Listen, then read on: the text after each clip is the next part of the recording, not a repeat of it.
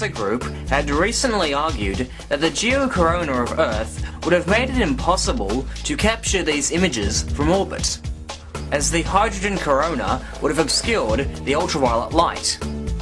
But for this argument to stand up, you would of course have to overlook the supposed UV photography taken aboard Gemini 10, an Earth orbit flight.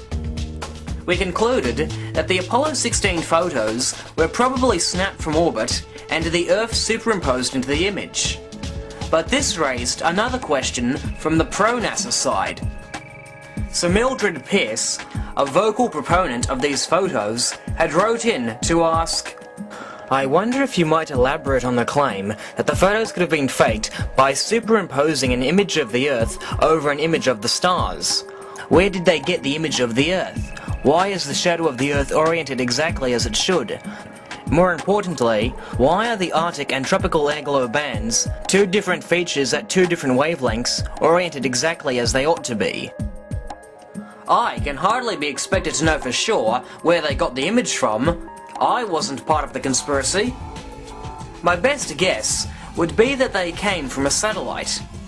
Astronomers could have easily discerned that the star positions were not those that would have appeared in a photograph taken from the moon. So it's another case where they could not fake it, so they simply ignored it. Of course, many have argued that the star positions seen from Earth are exactly the same on the moon, because in the vastness of the universe, the stars are just too far away for any change to be noticeable. According to the Apollo Lunar Surface Journal, Shepard supposedly recorded these photographs at 12:07 hours Greenwich Mean Time on the 6th of February 1971. Knowing that, we just punch those details into Celestia and voila! We've travelled back in time to the moment when Al Shepard took this photo.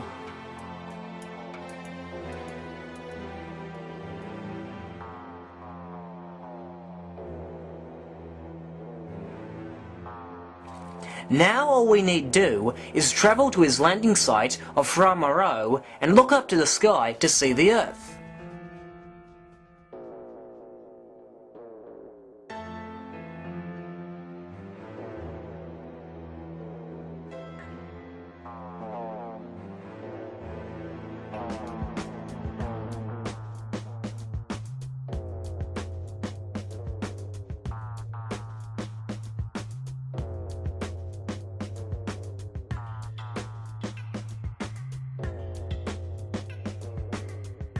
We are now in the same time and the same place when Shepard supposedly took these photos.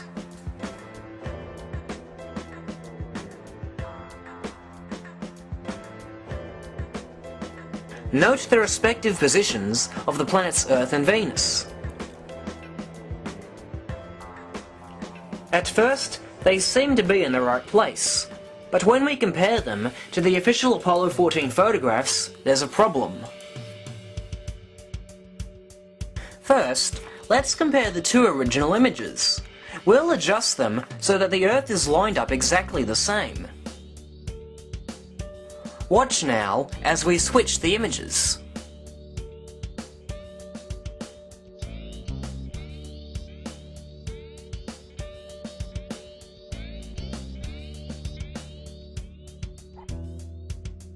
The change in Venus's position is most obvious. Now, let's compare the first image with our still from the Celestia program.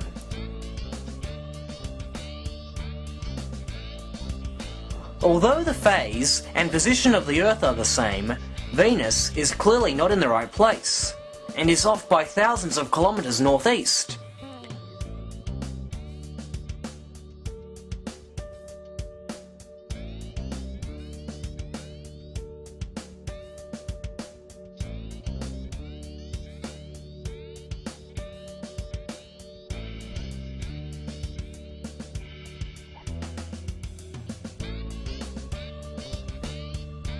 Next, we have the second image.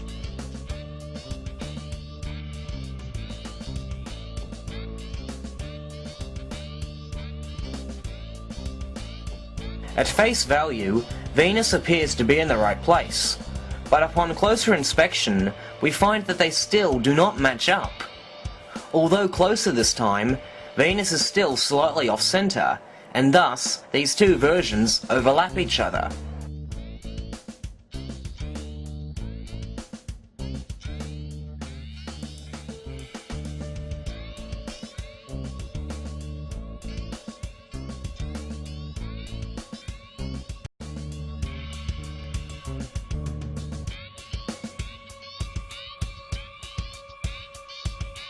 Again, if we look at Celestia's timer, we can see we are situated in the same time when Shepard supposedly took these photos. So why are the views of Earth and Venus clearly not matching up?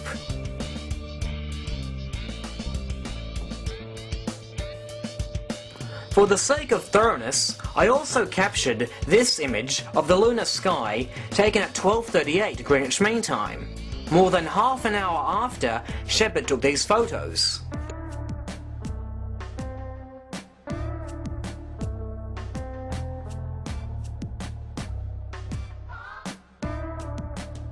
As you can see, over a 30-minute time span, the planet Venus makes a drastic shift from right to left. This is the exact opposite of what is happening in the Apollo 14 photos. In the second frame, Venus has shifted greatly from left to right. Not only is Venus orbiting in the wrong direction, it's also moving so fast that it has shaved hundreds of thousands of kilometers in a few moments.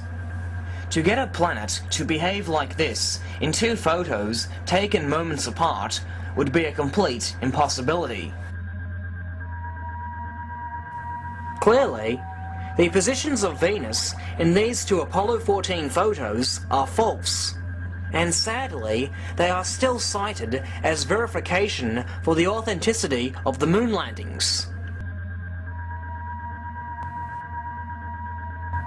A couple more shots before they get all in. I get the pictures.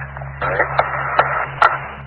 That does not sound like the spacesuit acting like a drum at all. It sounds like a metal hammer striking a metal object repeatedly with authority.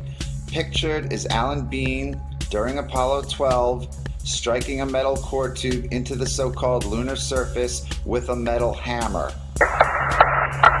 This is an interview with Apollo astronauts Alan Bean and Pete Conrad done by the Apollo Lunar Surface Journal. They are once again taking the position that the sound is coming through the hand and transmitting into the microphones in the helmet.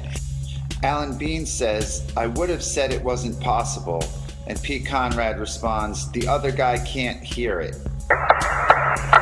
If the sound is coming through Alan Bean's microphone, then like his voice, it must be transmitted directly into the headset of Pete Conrad, so his statement makes no sense.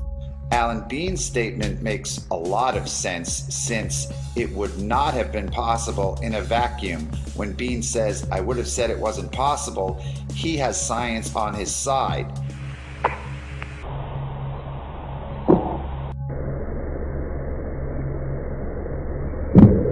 This is a web page that has been disappeared from the internet by NASA as of August 2011. It was at nasa.gov, running concurrently with the Apollo Lunar Surface Journal between 2009 and September 2011.